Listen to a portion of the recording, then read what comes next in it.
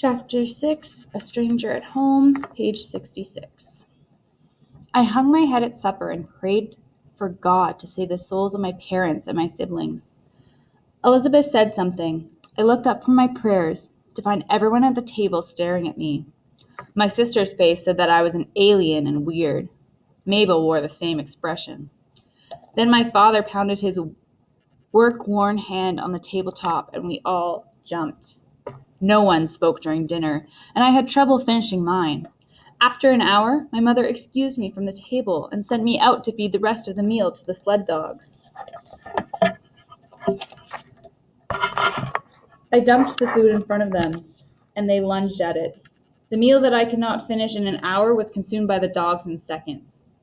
I passed my father on the way back to the tent. He looked up at me but did not speak, returning instead to marking the logs of the rock to show where he wanted to notch each one to fit with the others.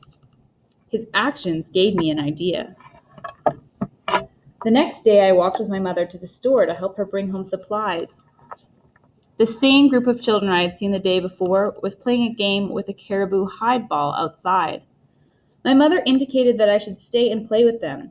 I stood on the step and crossed my arms. I didn't know how to ask to join them, and I was pretty sure they wouldn't welcome me. The girl who was holding the ball stopped and walked my way. She was at least 3 years younger than I was, as were the rest of the children who followed. She leaned in close to me and asked me a question. I wasn't sure what she was saying. All I could say was, "Sorry." She gave me a hard but curious look. A boy stepped in closer and said something to me. Again, I responded with, "Sorry," shaking my head in apology. Soon all the children were chattering around me like a flock of crows. My chest felt tight. I shook my head faster, repeating the only thing I knew to say. They repeated it back to me in a taunt. "Sorry, sorry, sorry." From the place on the steps, I looked down my nose at them like Gulliver staring down a crowd of Lilliputans and stomped my good foot. They had some nerve to be so rude to me. I was much older than they were, after all. The children pointed at my shoes and laughed. I turned from them and darted into the refuge of the store. My mother was at the counter, arguing with the clerk about a price. My mother was a small woman, but when she saw that I was behind her, she heaved up a large bag of flour and shoved it into my chest. I propped it over my shoulder. Her steps were heavy as she made her way across the room.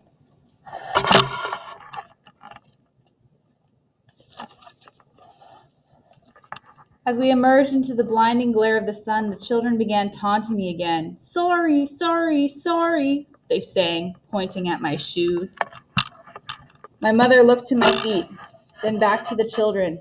She clutched me by the arm with a hiss, which sent the children scurrying. I had embarrassed her. I knew it. But her free hand clung tight to me, and she held her head high the whole way through town. As we passed one of the buildings, I saw the Dubulak watching us from the shadows. Aside from my shoes, I may have looked like a normal Inuviat girl, but I was almost as strange to the people as he was.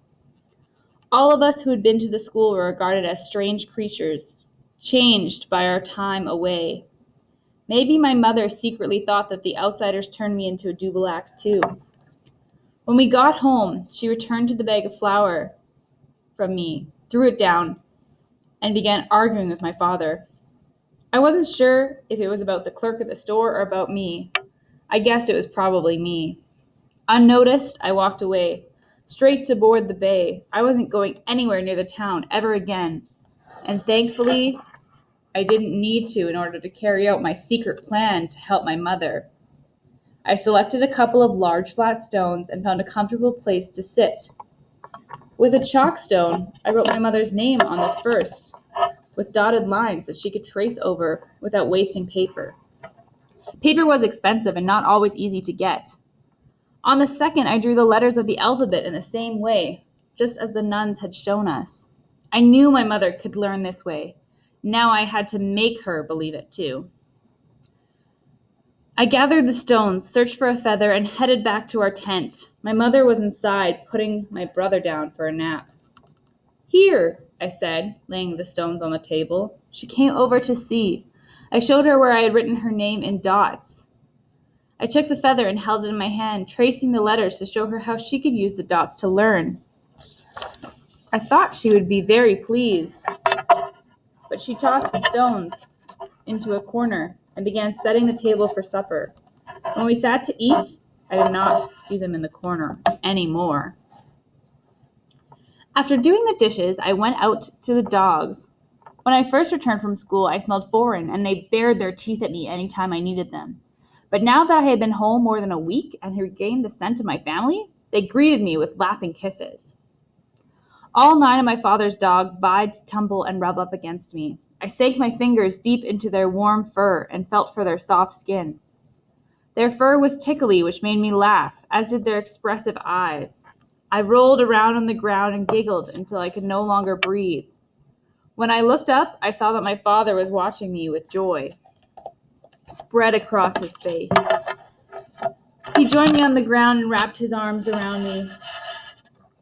"I'm sorry," he said, "for sending you to school." I was sorry too. I should have listened to him when he told me not to go. I thought many hours about the dark stranger no one spoke to. I wondered if he stayed near Tuck because it was easier to be rejected here than at home. Maybe he knew that if he returned to where he was from, he would be like an animal that carried a foreign scent, like I had when I came back from school. Maybe he didn't want his pack to reject him. It would have to be a strong fear like that to keep him away. He was completely alone here, apart from the Hudson's Bay clerk, who was rumored to play chess with him, out of sight in the back of the store. I passed the weeks that followed in solitude, or playing with the dogs. Often I would read, working my way through the whole stack of books that had been so kindly left for me. Books were friends that held my hand through the entire journeys. I read Gulliver's Travels twice, each time understanding more how Gulliver felt upon his return home. It occurred to me that the Dubelac was like Gulliver, and after my second reading of his travels, I decided that the dark stranger needed the book more than I did. I walked down to the store to leave it with the clerk for him. I entered the store, and standing at the counter was Agnes, who was fetching some supplies. When I came up beside her, she looked around to make sure that none of the elders were present, then threw her arms around me and hugged me tightly. "I missed you," she said in English. As much as I missed her too, I didn't say so. I knew it was not Agnes's fault that she couldn't see me, but I felt betrayed by her, abandoned. "How is your mother?" I asked. Agnes frowned. "She's getting worse." "Oh, I'm sorry to hear that." "How are things with your family?" she asked me. I shrugged my shoulders. I wanted to say that my family had missed me so much. They were so happy to have me back home. I wanted to say that it was just like I had never gone away, but that wasn't true, and Agnes would know it. "At least we are home," she said in a quiet voice, and hugged me again. But we weren't home. Banks Island was home. I didn't know what to say, so I said nothing. When we pulled apart, she noticed the book I had in my hand. "What do you have there?" she asked. I tried to hold back the burning in my cheeks, but I was caught. "Oh," I replied, "it's just a book I finished." The sadness lifted from her eyes. "Which one?" "Gulliver's Travels." She pulled it from my hand. "I've never read that one. I miss reading. We don't have any books. Do you think I could borrow it?" I watched, unsure what to do as she thumbed through the pages with so much enthusiasm. "I don't think my mother minds if I read in English. She doesn't like to hear me speak it, but she can't hear me read. Can she? Do you mind?" How could I object? "No, not at all," I said. "Well, I better get back. My mother probably needs me." She signed for her goods and left the store, calling back. Calling Quayanini, "Thank you," over her shoulder. "Well, what do you want?" the crook grumbled at me. I gave him my best mean face and left the store myself. Agnes was walking ahead of me. I was glad I had shared the book with her, but I still wished I could give it to the Dubelac. I should have just told her why I had brought it to the Hudson's Bay store. I had other books I could have lent to her. I was angry with myself the whole way home.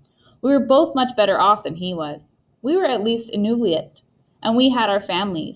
It was not easy for Agnes to care for her mother, but she enjoyed being home from school, and I only had to remember how to be Oliman Pokiak, an Inuviat girl, whereas the Dubalak was not one of us at all. He was not even like the outsiders we were used to. Nothing he did would bring him family or friends. In late August, the Dubalak walked away from town and did not return. Wherever he had gone, I hoped he would be able to find some peace. I was sad that he had left before Agnes returned the book, but I was glad she was enjoying it so much. It would give us something to talk about as soon as her mother was feeling well again, and I could prove that my Inuviatin was good enough for me to play with her. On the day the outsider's boat came back to gather up children, I hid under my parents' bed.